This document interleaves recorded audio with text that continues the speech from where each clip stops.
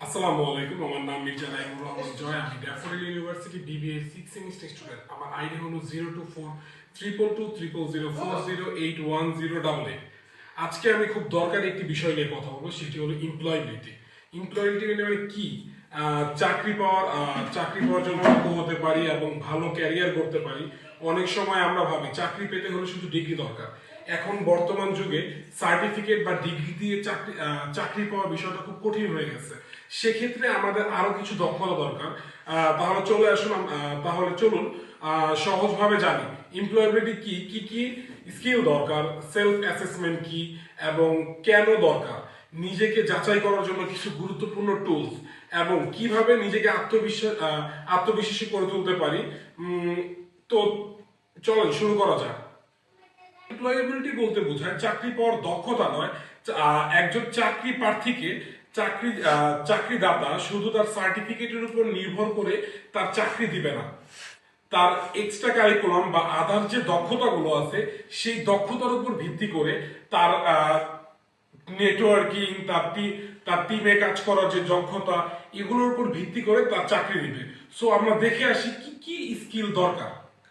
Digital দক্ষতা বা digital skill, computer, internet ও বিভিন্ন প্রযুক্তি সম্পর্কে ধারণা থাকতে হবে। এছাড়াও বিশেষ করে মাইক্রোসফট অফিস, গুগল ডক্স বা মাইক্রোসফট এক্সেল, পাওয়ার পয়েন্ট, এই বিষয়গুলো আপনার জানতে হবে।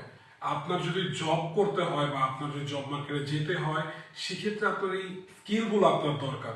এছাড়াও আপনার মেল লিখতে জানতে হবে, প্রফেশনালি মেল লিখতে জানতে হবে, মেল সিগনেচার জানতে হবে।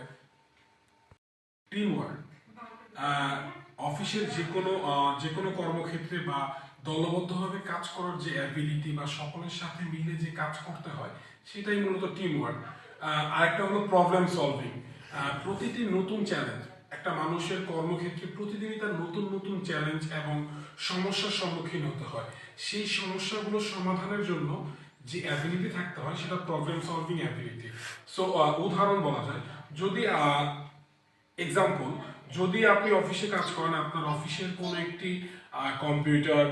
কম্পিউটারে কোনো একটা সমস্যা হলো, যদি আপনি সেই প্রবলেম সলভ করতে না পারেন, তাহলে হয়তো সেটা আপনার জন্য ক্ষতিকারক হয়ে যাচ্ছে। সেজন্য সেই প্রবলেম সলভ করার একটা দক্ষতা থাকতে হবে আপনার মধ্যে। খুব ইম্পর্টেন্ট এবং খুব দরকারি একটা জিনিস হলো টাইম ম্যানেজমেন্ট। একটা মানুষ যদি কর্পোরেট সেক্টরে যায়, তার অবশ্যই টাইম ম্যানেজমেন্ট জানতে হবে। আপনার কাজটা আপনার প্রপার সময় শেষ করতে হবে এবং টাইম ম্যানেজমেন্ট খুব ইম্পর্টেন্ট এবং খুবই দরকারি একটা বিষয়। আপনি যদি কোনো কর্পোরেট সেক্টরে যান, সেক্ষেত্রে আপনার টাইম ম্যানেজমেন্ট খুবই ইম্পর্টেন্ট। কারণ আপনার যে কাজ দিবে, আপনার ম্যানেজিয়াল বা উপর থেকে যে আপনাকে কাজগুলো দেওয়া হবে, সেই কাজগুলো একদম শেষ করার সময় আপনার জানতে হবে এবং দেরি করে কাজ করলে কাজ করা যাবে না এবং সময় নষ্ট করা যাবে না। আপনার প্রত্যেকটা কাজ সময় মতো করতে হবে। অফিসে আপনার ঠিক মতো উপস্থিত হতে হবে। সাপোজ আপনার বস আপনাকে বললো যে কালকে সকাল 10টায় মিটিং, যদি আপনি 10:30 আসেন, সেক্ষেত্রে হয়তো আপনার কারণে আপনার যে অফিসের যে বড় একটা প্রজেক্ট ছিল, সেই প্রজেক্টটা মিস হয়ে যেতে পারে। সেক্ষেত্রে টাইম ম্যানেজমেন্টটা খুবই ইম্পর্টেন্ট। খুব ইম্পর্টেন্ট এবং খুব দরকারি একটা জিনিস হলো টাইম ম্যানেজমেন্ট। একটা মানুষ যদি কর্পোরেট সেক্টরে যায়, তার অবশ্যই টাইম ম্যানেজমেন্ট জানতে হবে। আপনার কাজটা আপনার প্রপার সময় শেষ করতে হবে এবং ইতিবাচক মানসিকতা। বর্তমান বাজারে প্রতিযোগিতামূলক চাকরির বাজার এখন প্রতিযোগিতামূলক, তাই আত্মবিশ্বাসী হতে হবে এবং কখনো ব্যর্থ হলে হাল ছাড়া যাবে না, আবার চেষ্টা করতে হবে। এই স্কিলগুলো যদি আপনি অর্জন করতে পারেন, তাহলে চাকরির বাজার পাওয়া এবং ক্যারিয়ারে উন্নতি করা সহজ হবে। সেলফ অ্যাসেসমেন্ট কি এবং কেন গুরুত্বপূর্ণ? এখন আরেকটি বিষয় হলো সেলফ অ্যাসেসমেন্ট। মানে হলো নিজেকে যাচাই করা এবং আপনার দিকগুলো তুলে ধরা। সেলফ অ্যাসেসমেন্ট কিভাবে করবেন? আপনি আপনার অফিসের যে সহকারী আছে, আপনার যে বন্ধু আছে, আপনার যে অফিসের আদার যে এমপ্লয়ি আছে, সবার সাথে কথা বলুন।